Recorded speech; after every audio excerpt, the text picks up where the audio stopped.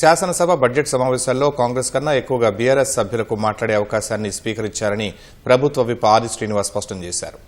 16 గంటలు మాట్లాడిన గులాబీ నాయకులు ప్రజా సమస్యలను గాలికొదిలేసి రాజకీయం చేసే ప్రయత్నం చేశారని ఆక్షేపించారు. ప్రధాన ప్రతిపక్షం గొంతు నొక్కేశారని మాట్లాడటం విడ్డూరంగా ఉందని విమర్శించారు.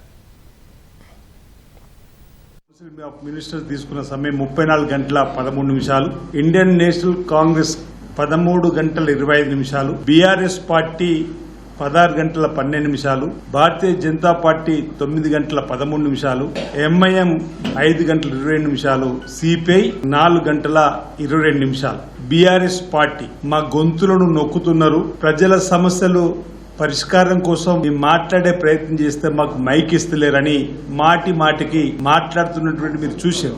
మా గౌరవ శాసనసభ స్పీకర్ ప్రసాద్ కుమార్ గారు అవకాశం ఇస్తే ఫక్తు రాజకీయ కోణంలో విద్వేషాలను రేకెత్తించే విధంగా ప్రతిదీ పచ్చి అబద్దాన్ని మాట్లాడి రాష్ట్ర శాసనసభ వేదికగా ప్రజలను డైవర్ట్ చేసే విధంగా మాట్లాడేటువంటి మాటలు, వారు ప్రతిదీ అబద్దాన్ని ప్రచారం చేసే క్రమంలో ఈ శాసనసభలో ప్రతిపక్ష నాయకుడు ప్రజలకు సంబంధించిన సమస్యలపైన ఒక్క మాట కూడా పల్లెత్తు మాట కూడా మాట్లాడలేదని నిదర్శనంగా చెప్పే ప్రయత్నం చేస్తూ 4 గంటల 16 నిమిషాలు హరీష్ రావు గారు మాట్లాడారు. మనం మీ గొంతు ఎక్కడ నొక్కినమో అంటున్నాం. ప్రజా ఉపయోగ కార్యక్రమం తీసుకురావడంలో ఈ ప్రభుత్వం సక్సెస్ అయిందనే మాట చెప్తూ అందరి సహకారంతో ఈ సభను నడపడంలో సక్సెస్ అయిన